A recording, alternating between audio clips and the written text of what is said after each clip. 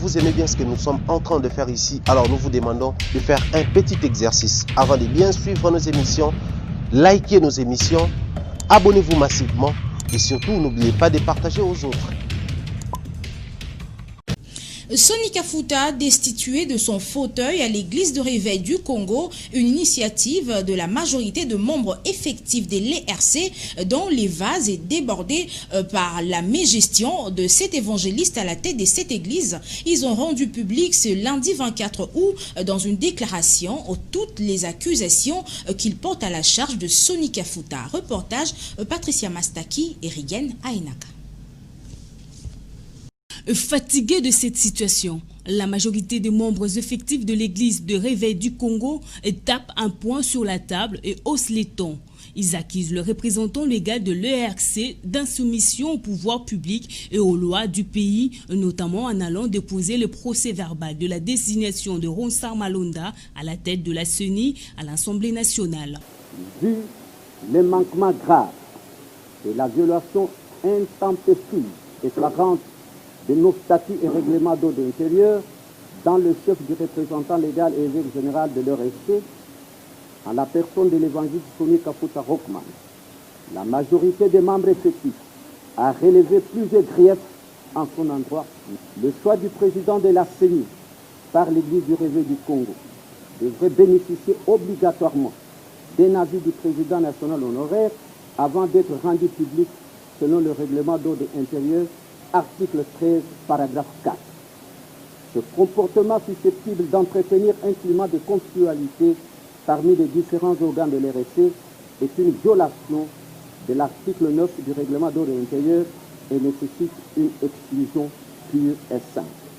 Et ces fidèles de l'église de réveil du Congo qui ont destitué à ces jours l'évangéliste Sonika Fouta portent également à sa charge le non-respect des tests régissant cette église qui dispose que dans un délai de 30 jours après investiture, le nouveau président doit présenter son comité au ministère de la Justice, chose jamais concrétisée par l'évêque général de l'ERC.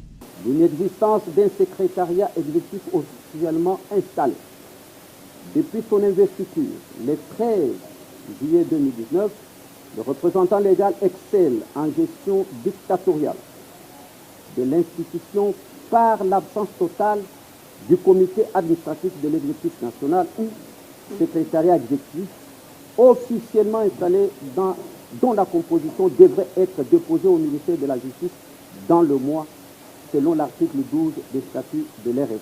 Ici est de noter que ces membres effectifs de l'ERC ont mis sur pied un comité en vue de préparer la tenue de l'Assemblée générale extraordinaire dans un bref délai.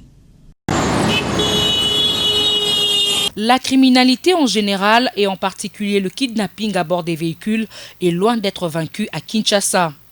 Il ne se passe pas un jour sans que l'on puisse enregistrer des plaintes. C'est le cas de Madame Claudine Kiala qui est tombée dans les filets de ces inciviques le 14 août dernier. Cette dame a été enlevée à la 7e rue Limité à 17h à bord d'une voiture taxi communément appelée Ketch avant d'être abandonnée devant le cimetière de la Gombe à 23h. Avant-hier, le 14. C'était le 14 août vers 17h à la 7e rue Limité. J'attendais un taxi pour me diriger vers Lemba.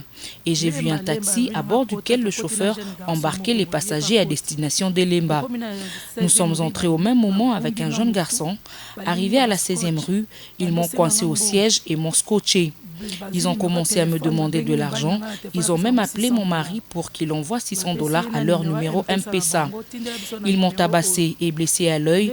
J'ai même commencé à saigner. Ensuite, c'était comme si j'avais perdu connaissance.